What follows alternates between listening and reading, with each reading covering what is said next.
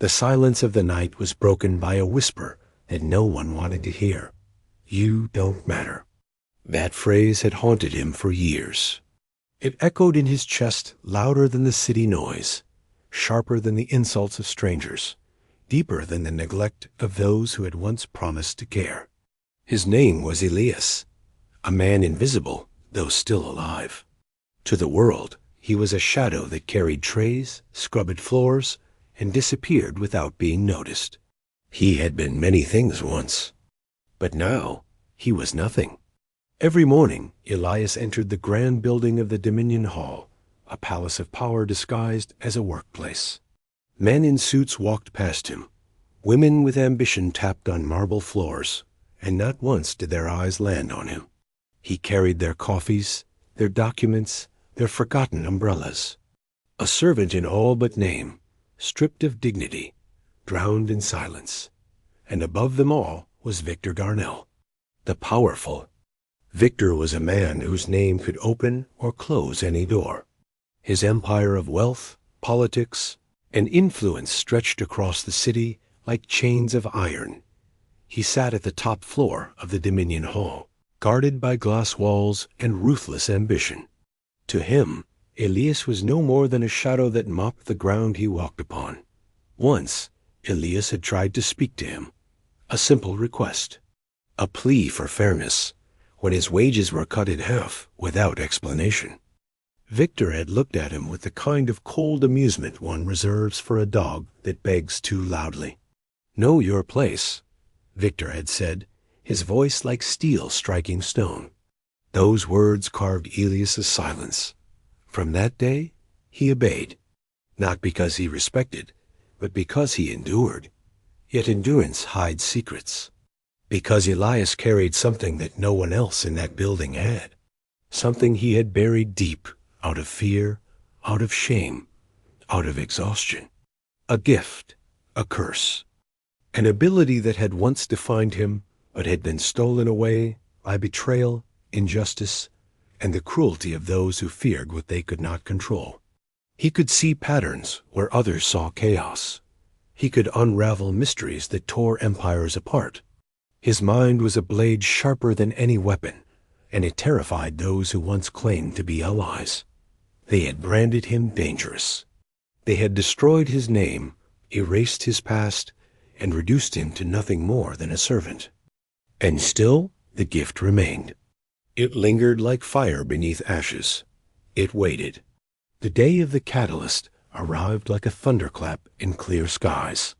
Victor Darnell stood in the Grand Hall of Dominion, surrounded by journalists, investors, and politicians. A man untouchable, basking in his empire's glory.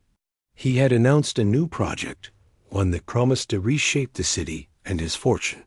But power, once challenged, shows its fragility. Because in the middle of that gathering, screens across the hall flickered. Data spilled into the open like blood from a wound. Secret accounts, illegal deals. Names tied to crimes that could shatter not just his reputation, but his entire dynasty. Gasps spread. Panic grew. Cameras rolled. Victor's empire trembled. Technicians scrambled. Advisors whispered, and guards moved, but nothing could stop the flood. His control slipped through his hands like water, and all eyes watched the king of Dominion stumble. The crisis was beyond comprehension.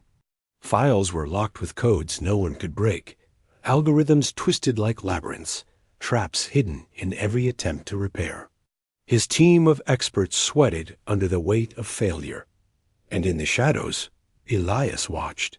He felt the burn in his chest, that hidden fire. Those patterns no one else could see were unfolding in front of him like a symphony only he could hear. The breach was clever, but flawed. The trap was complex, but not impenetrable. Every lock had a rhythm, every barrier a weak point, every chaos a shape, and Elias saw it.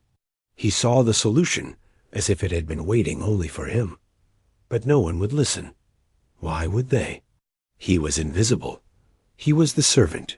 He was nothing. Until Victor's voice, sharp with rage, sliced through the noise. Is there no one in this entire building who can stop this? The words ignited something inside Elias. His silence cracked. His fear withered. He stepped forward, not out of courage, but out of inevitability. I can, Elias said. The room froze. Heads turned. Some laughed. Others stared in disbelief. The janitor? The errand boy? The ghost in the hall? Victor's eyes narrowed with disdain. You? He spat. You can barely hold a mop. Get out of my sight. But Elias did not move. For the first time, he let his voice carry weight. I can see the shape of it, the rhythm, the path no one else is following. Let me try, and you'll have a chance. A silence heavy as stone filled the hall. Victor wanted to mock him, to crush him with words, but the chaos around them left no choice. The empire was collapsing by the second, and desperation makes even the proudest bow. Fine, Victor growled. Do it. But if you fail, you'll wish you had never spoken. And so, Elias sat before the storm. The system was a battlefield of numbers and codes, an endless maze built to devour intruders. To everyone else, it was impossible. But to Elias, it was a language. Each line of data pulsed like a heartbeat. Each barrier trembled like a locked door ready to break. He closed his eyes. He let his gift guide him. Memories flooded in nights of studying patterns in silence. Years of solving problems no one believed he could solve. Moments when his brilliance had been called madness. He felt the weight of his injustice, the betrayal that had thrown him into darkness, and he channeled it all into this single moment. His hands moved fast. His mind danced with the chaos, turning it into harmony. Walls fell, traps collapsed. The fire of revelation burned through him, and then silence. The breach was closed. The data restored. The empire saved. The room erupted with relief. Gasps turned to applause, fear to astonishment. For the first time, all eyes landed on Elias, not as a shadow, but as the man who had done the impossible. But the applause meant nothing to him. His chest ached with something deeper. The recognition he had never wanted. The pain he could no longer bury. Victor approached, his arrogance cracked by disbelief. He stared at Elias, the servant who had just carried the weight of an empire. What are you? Victor whispered, his voice trembling with both awe and fear. Elias lifted his eyes, and for the first time in years, he allowed the truth to rise. I am what you tried to erase. The confrontation had begun. Victor led Elias into his private office, away from the eyes and whispers. The applause outside faded, but the silence inside grew heavier than any sound. The two men faced each other, the powerful and the invisible. You, Victor said, struggling to find words. You shouldn't be able to do that. No one should. No one except me, Elias replied, his voice steady. Victor clenched his fists. Who are you? Elias's gaze turned dark, heavy with years of buried truth. I was a name you buried, a voice you silenced, a mind you feared. Once I was a researcher in your projects. Once I gave you solutions, innovations, victories. But you stole them. You branded me unstable, dangerous, disposable. And when I begged for justice, you destroyed me. You turned me into this. Victor's breath caught. Memory flashed in his eyes. He remembered. He remembered the man he had cast aside years ago, the one whose brilliance threatened to outshine his empire. He had hidden it under lies, buried it beneath power, and now here it stood, alive, unbroken. Elias leaned forward, his voice sharp with the weight of vengeance. You erased me from history. But history has a way of clawing back. Victor staggered, torn between denial and fear. His empire, his pride, his power, everything shook in the presence of the man he had reduced to nothing. And then Elias whispered, his words a blade across Victor's soul. This is only the beginning. The cliffhanger trembled in the silence of that office. The invisible man had risen, and the empire of the powerful would never be the same. The weight of Elias's words lingered like smoke in the room. Victor Darnell, the man who had stood above all, felt small for the first time in his life. His empire had been moments from collapse, and it was not his brilliance, not his money, not his army of advisors that had saved it. It was the man he had discarded. Silence pressed against the walls. Only their breathing filled the space. Elias stood steady, his presence no longer invisible. Victor, shaken, tried to gather his authority, but the cracks in his pride were clear. "You think one act of defiance makes you equal to me?" Victor said, his voice sharp, though it trembled. Elias did not blink. "I don't think I know. Because in this room, your empire depends on me. Without me, everything you built crumbles." Victor's jaw tightened. He wanted to strike back, to remind Elias of the hierarchy, the chains that had bound him for years. But deep inside, he knew the truth. He had underestimated a man whose silence was not weakness but restraint. And that realization terrified him. Outside, the city buzzed with rumors. The leak had been patched, but whispers spread through corridors of power like fire through dry fields. Questions arose. Who had caused it? Who had saved it? Some already spoke of the servant who had done the impossible. The shadow was beginning to be seen. Victor knew it, and that meant danger. Because recognition was a weapon. "You will keep silent," Victor commanded. "No one must know what really happened. If your name spreads, if they see what you are capable of, you become a threat again, and threats are removed." Elias's laugh was soft, bitter, hollow. "You think you still hold chains over me, but the truth has already begun to move. People saw. They whispered, they'll remember. And no matter how hard you try, you cannot erase me twice." Victor froze. He remembered the first time he had erased Elias. It had been simple than lies whispered into the right ears, signatures on papers, manipulation of evidence. A man destroyed with a stroke of a pen. But now Elias had been reborn in front of witnesses, and that rebirth could not be buried so easily. Elias turned to leave, but Victor's voice followed, broken by something he had never admitted before. "Why didn't you let me fall?" The question stopped Elias mid-step. He turned slowly, his eyes like storms. "Because I wanted you to see, to feel what it's like when the powerless hold your fate in their hands. I wanted you to know that the man you called nothing is the only reason you still stand." Victor swallowed hard. For the first time, shame burned in his chest. Days passed. The building changed.